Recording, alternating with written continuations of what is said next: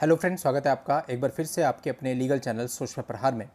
दोस्तों, आज की इस वीडियो में मैं आपको समझाने की कोशिश करूंगा कि यदि आप झूठे मैट्रिमोनियल केसेज में फंसे हुए हैं तो आपकी स्ट्रेटेजी किस तरह की होनी चाहिए जिससे कि आप आसानी से जल्दी से बाहर आ सकें। दोस्तों, हर एक व्यक्ति की मेन प्रायोरिटी यही होती है कि जल्दी कैसे बाहर आएँ, और अनफॉर्चुनेटली कोर्ट की प्रोसीडिंग को जल्दी करने का कोई भी तरीका नहीं है। आप में से मैक्सिमम लोग जानते होंगे जो कई कई सालों से केस लड़ रहे हैं। किसी का 490 डे 5-6 साल से चल रहा है, किसी का मेंटेनेंस केस 3 साल से चल रहा है, किसी का डाइवोर्स केस 5 साल से चल रहा है। यानी कोई प्रक्रिया ऐसी नहीं कि आप कुछ चीज़ जल्दी करवा लें। कभी जज साहब नहीं होते हैं, कभी कोई हॉलीडे आ जाता है, कभी आपकी फाइल दूसरी कोर्ट में ट्रांसफ़र हो जाती है, बहुत सारी चीज़ें चलती रहती है और आपको लगता है कि यार मैं इतना दूर से आया, यहाँ तो कुछ हुआ ही नहीं। और इन सब चीज़ों को सही नहीं किया जा सकता क्योंकि व्यवस्था के लूप होल्स हैं। जो चल रहा है वैसे ही चल रहा है, एकदम से जल्दी से कुछ भी नहीं होता। हर एक चीज़, इवन एक एक ऑर्डर होने में कई बार कई कई डेट्स लग जाती हैं, एक एक गवाह होने में एक एक साल निकल जाता है। तो ऐसी व्यवस्था में आप जस्टिस के लिए लड़ रहे हो तो आप ये कैसे एज्यूम कर सकते हो कि भाई आप जल्दी इससे बाहर आ जाओगे, जल्दी आपको न्याय मिल जाएगा। या कई लोग होते हैं जिन्हें इस बारे में मालूम नहीं होता, तो कोई भी अगर उनको ये कह देता है कि भाई तुम तो यूँ बाहर आ जाओगे, उसको लगता है कि वास्तव में सच्चाई है, हम बाहर आ जाएंगे। लेकिन जैसे जैसे चीज़ें सामने आती हैं चीज़ें खराब होती है। इसी तरह से कई बार उसको मालूम चलता है कि अरे तुम्हारा तो कुछ भी मेंटेनेंस नहीं लगेगा, लेकिन वास्तविकता क्या है वो सभी को पता है। जब आप जाते हैं तो लगभग आज के समय पर 100% मेंटेनेंस बन जाता है। यानी कि गलत धारणाओं के तहत ही आप शुरुआत में बहुत सारा समय अपना वेस्ट कर लेते हैं। और कई बार आपको ये कह दिया जाता है अरे कुछ नहीं होता, एफआईआर तो हम होने नहीं देंगे, लेकिन एफआईआर भी आपको पता है हो ही जाती है। किसी कारणवश पुलिस ना करे कि बहुत ज़्यादा टाइम लेट है, कुछ है, तो 156(3) में जाके करा लेती है, लेकिन एफआईआर हो जाती है, आपने देखा होगा अधिकतर। और फिर भी नहीं होती तो जाकर ये कंप्लेंट केस ही फाइल कर देती है। परेशान तो आप उसमें भी होते रहते हो।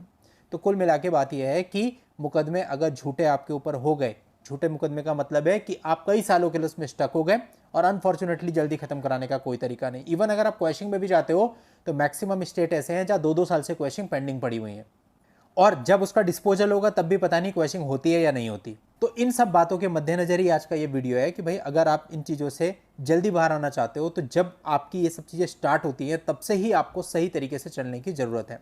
अब मैं स्टेप बाय स्टेप आपको बताने जा रहा हूँ कि आपको किस तरह से आगे बढ़ना है ताकि आप इससे जल्द बाहर आ सकें। देखिए, सबसे पहला स्टेप होता है जब आपकी वाइफ आपका घर छोड़ करके जाती है। जब आपकी वाइफ आपका घर छोड़ करके जाती है तो अधिकतर केसेज में देखा जाता है कि वो अपना सारा सोना चांदी सामान वगैरह बैग में पैक करके अपने किसी परिवार यानी मायके वाले के साथ, भाई के साथ, पिता के साथ चली जाती है। तो उस समय पर वीडियो रिकॉर्डिंग जरूर करें और कोई भी परहेज उसमें ना करें। और सीसीटीवी भी अगर आपके घर पे लगा हुआ हो तो बहुत ही अच्छी बात है, वो पूरा रिकॉर्ड हमारे पास होना चाहिए कि इतना सामान लेकर के ये चली गई है। सोना चांदी ले जा रही है उसकी भी वीडियो रिकॉर्डिंग आप जरूर करें, कन्वर्सेशन की रिकॉर्डिंग भी करें। आपके पास ये सारी चीज़ें होनी चाहिए कि इतनी तारीख को वो गई, भले आपको कुछ भी कह के जा रही है कि मैं 5 दिन में आ जाऊँगी, 10 दिन में आ जाऊँगी, आप रिकॉर्डिंग करिए। लेकिन अब एक तो ये आपके पास प्रूफ हो गया। सेकेंडली, जब वो वहाँ पे जाती है तो देखा जाता है कि सबसे पहली जो कंप्लेंट होती है पुलिस वाली होती है और आपको काउंसलिंग के लिए बुलाया जाता है। आप काउंसलिंग में आप बहुत टाइम खराब करते हो। देखो, अगर आप पास में रहते हो फिर तो चलो कोई बात नहीं, आप चले गए काउंसलिंग में, लेकिन अगर आपको दूर से आना पड़ता है 1000 किलोमीटर, 2000 किलोमीटर, 3000 किलोमीटर, तो काउंसलिंग में जाने का कोई भी मतलब नहीं है। ऐसी परिस्थिति में आपका कहना होता है कि भाई वहाँ पे मेरे को और मेरे पूरे परिवार को बुलाया गया है। कोई मतलब नहीं है पूरे परिवार को ले जाने का, केवल और केवल हस्बैंड और वाइफ की काउंसलिंग होनी होती है। बाकी किसी को भी मत ले जाओ, कोई ज़रूरत नहीं है। इस बात पे मत आओ उन्होंने कह रखा, वो तो पता नहीं क्या क्या कहेंगे। आप केवल खुद जाओ काउंसलिंग में, और वो भी अगर आप ज़्यादा दूर से हो तो केवल एक काउंसलिंग अटेंड करो, अपनी हाजिरी लगाओ, अपनी बात कहो और साफ कह दो मैं दूसरी काउंसलिंग में नहीं आ सकता, 3000 किलोमीटर मेरा दूर पड़ता है, चाहे वो कुछ भी कहते रहें। और उसके बाद काउंसलिंग में मत जाइए बिल्कुल भी। अल्टीमेटली होगा यही कि आपकी एफआईआर दर्ज हो जाएगी। अगर आप काउंसलिंग में जाते भी रहते हो तब भी आपकी एफआईआर ही दर्ज होती है, और जाकर के केवल आपका सरदर्दी होता है क्योंकि अनावश्यक रूप से आपके ऊपर प्रेशर बनाया जाता है। आपके ऊपर एक सेटलमेंट करने के लिए उनकी मनमानी अमाउंट पे दबाव डाला जाता है। कई बार आपके साथ बदतमीजी होती है और कई बार मारपीट तक हो जाती है। इस तरह की चीज़ें भी होती है। तो आपको वहाँ जाकर के मिल क्या रहा है? अल्टीमेटली लास्ट डेट पे फिर भी लड़की ने यही कहना है कि मुझे तो एफआईआर चाहिए, और पुलिस ने एफआईआर दर्ज कर देनी है। तो यदि पास में है फिर तो काउंसलिंग अटेंड कर लो, 2-3 डेट अटेंड कर ली, कोई बात नहीं, 2-3 महीने लगेंगे। लेकिन अगर दूर है तो बिल्कुल भी अपना पैसा वेस्ट करने की जरूरत नहीं है। जितना पैसा आप आने जाने में ट्रैवलिंग में लगाओगे ना, वो पैसा आप एफआईआर के बाद यूज करना। तो अभी बिल्कुल शांत बैठो, ठीक है, एक काउंसलिंग अटेंड कराए और हो जाने दो जो होता है। एफआईआर हो गई, अब आपको कॉल आएगा खुद ही थाने से, भाई तुम्हारे खिलाफ एफआईआर हो रखी है, यहाँ पे आ जाओ। ना ठीक है, आता हूँ। सबसे पहले तो एफआईआर की कॉपी डाउनलोड करो।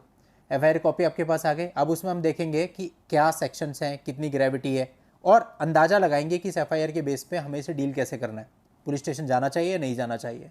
अगर लगता है कि पुलिस हमारा नुकसान कर सकती है या सामने वालों का पॉलिटिकल प्रेशर उस पर हो सकता है पुलिस पे, या किसी और तरह की चीज़ हो सकती है जिसकी वजह से आपको नुकसान होगा, अगर हमें थोड़ा भी ऐसा लगता है तो हम सबसे पहले क्या करेंगे, आपका अरेस्टिंग स्टे लेंगे और अरेस्टिंग स्टे लेकर के आगे बढ़ेंगे।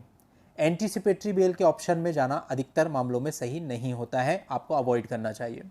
अरेस्टिंग स्टे के लिए आपको डायरेक्टली हाई कोर्ट जाना होता है, हाई कोर्ट से आपको अरेस्टिंग स्टे मिल जाता है। इट मीन्स जब तक चार्जशीट फाइल नहीं होती पुलिस आपको अरेस्ट नहीं कर सकती। अब आप एक तरफ से सेफ हो गए।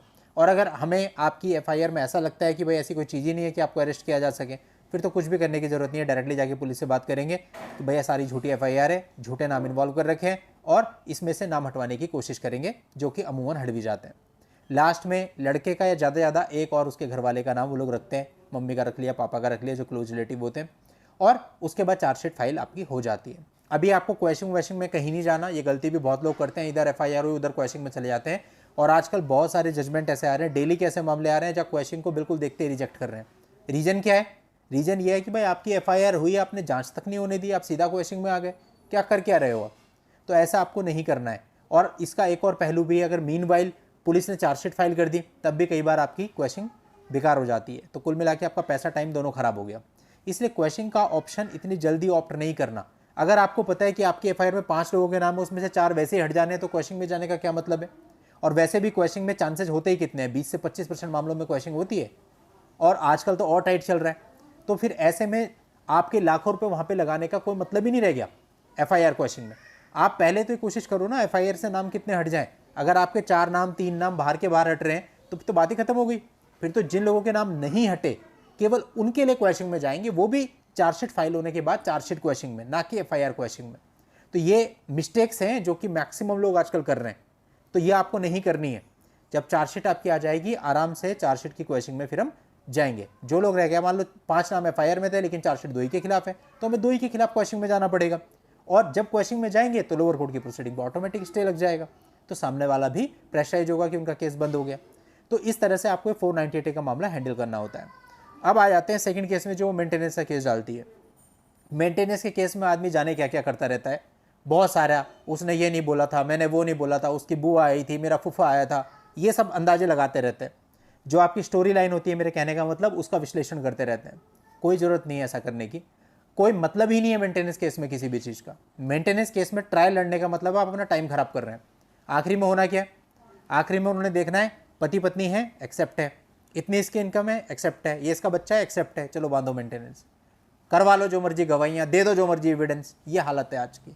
तो फिर ऐसे में मेंटेनेंस केस को 5-5 साल खींचने का कोई मतलब ही नहीं है।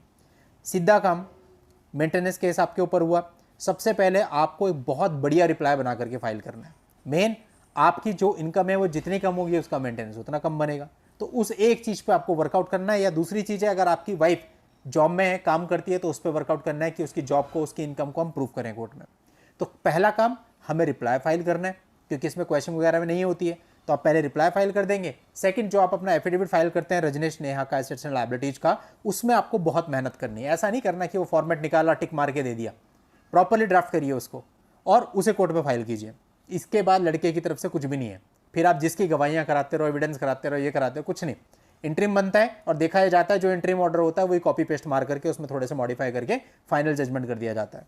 5 साल लड़के क्या मिला? जिस चीज़ पे वर्क करनी है वो आपका रिप्लाई है, वो आपका पहली डेट पे सबमिट हो जाता है, और सेकंड चीज़ आपका एफिडेविट वो तीसरी चौथी डेट पे सबमिट हो जाता है। इसके बाद तो केस ही खत्म है, कुछ करना ही नहीं।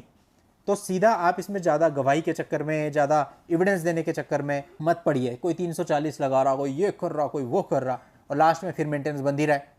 यही तो हो रहा है हर मामले में। मुझे बताओ कितने लोग हो आप ऐसे जिनके मेंटेनेंस मामले फाइनल हुए, उनका एंट्री मेंटेनेंस नहीं बंदा या फाइनल मेंटेनेंस नहीं बना। बहुत ही रेयर केस होते हैं, हजारों केस हम लोग देखते हैं, उसमें से मुश्किल से एक केस आता है ऐसा। तो फिर क्या फ़ायदा है इतना सब कुछ करके? मेंटेनेंस केस में सबसे बेहतर यही है, अपनी इनकम को कैसे आप कम कर सकते हो, सामने वाले की इनकम अगर है उसको कैसे शो कर सकते हो, और कितना जल्दी इस केस को ख़त्म कर सकते हो। अभी देखिए, मैं अपना प्रैक्टिकल आपको बता रहा हूँ, हमारे यहाँ पे मेंटेनेंस का केस कोई 1 साल से ज़्यादा नहीं चलता। जितने केस मेंटेनेंस के मेरे पास रहे, 1 साल मैक्सिमम 1 आध डेट और लग गई हो बस, और ऐसे भी रहे जो 8-8 महीने में ख़त्म कर दिए। पता है कुछ होना ही नहीं, केवल हमने अपना काम किया, रिप्लाई सबमिट किया, एफिडेविट दिया, उसके बाद आर्ग्यूमेंट कर दिया उच्च स्तर का, खत्म। बाकी तो कोर्ट पे, फिर अगर कुछ गलत आता है तो हाई कोर्ट में देखेंगे, वो तब भी देखना ही पड़ता है आपको जब 5 साल चला के जाते हो। तो 5 साल क्यों खराब करें? तो ये स्ट्रेटेजी आपको अपने मेंटेनेंस केस में रखनी है। और डीवी केस में जैसे मैं पहले भी बहुत बार बता चुका हूँ कि केस लड़ने से पहले सबसे पहले आप डिस्चार्ज फाइल करो और कोशिश करो कि जितने नाम हट सकते हैं वो नाम हटवा लो। उसके बाद वही प्रक्रिया जो मेंटेनेंस वाली मैंने आपको बताई, डिस्चार्ज में जरूर जाओ। अगर डिस्चार्ज आपका एक्सेप्ट हो जाता है तो बल्ले बल्ले, नहीं होता तो उसका आप अपील फाइल कर दो सेशन कोर्ट में, वहाँ पे देखो अगर हो जाता है तो। कहने का मतलब पहले इस बात पे आ जाओ कि केस ही झूठा है, हम क्यों चलाएं। उसके बाद अगर अनफॉर्चुनेटली कोई रिलीफ कहीं से नहीं मिल रहा तब देखेंगे केस कैसे लड़ना है। प्रक्रिया वही रखनी है, लंबा खींचने वाली बात नहीं होनी चाहिए, कुछ मिलना नहीं है उसमें आपको। और लंबा कई मामलों में खींचते भी आप ही लोग हैं, आपके मन में होता है मेरे इतने गवाह है, ये मेरे फेवर में बोल देगा, फिर आप एक गवाह लेके जाते हो, उसकी एविडेंस कराते हो, फिर क्रॉस में 4 डेटें निकल जाती हैं, यही सब तो चलता है ना। तो क्यों करना, क्यों झंझट पालना फालतू। इवन मेरे केस तो ऐसे ऐसे रहे जहाँ मैंने लड़के तक की गवाही नहीं दिलवाई डिफेंस में, वैसे ही पिलवा दिया केस और मिनिमम मेंटेनेंस बन गया जो बनना था। वो वैसे भी बनना था, उससे कम होना नहीं था, वो हमें वैसे भी पता है। तो क्यों चक्कर में पड़े फालतू के। कम से कम बंदे का जो सालों ट्रैवलिंग का एक्सपेंसेस होना है वो तो बचा, सरदर्दी तो बची। अपना तरीका है केस लड़ने का, मैं केवल आपको अपना एक्सपीरियंस आपके साथ शेयर करता हूं कि अगर आप लोग भी ऐसे चलेंगे तो शायद आपको भी इससे फायदा मिले। चलिए दोस्तों, आज के इस वीडियो में इतना ही। नेक्स्ट वीडियो में नई जानकारी के साथ मैं आपसे फिर मिलता हूं, तब तक के लिए good bye and thank you for watching. Take care.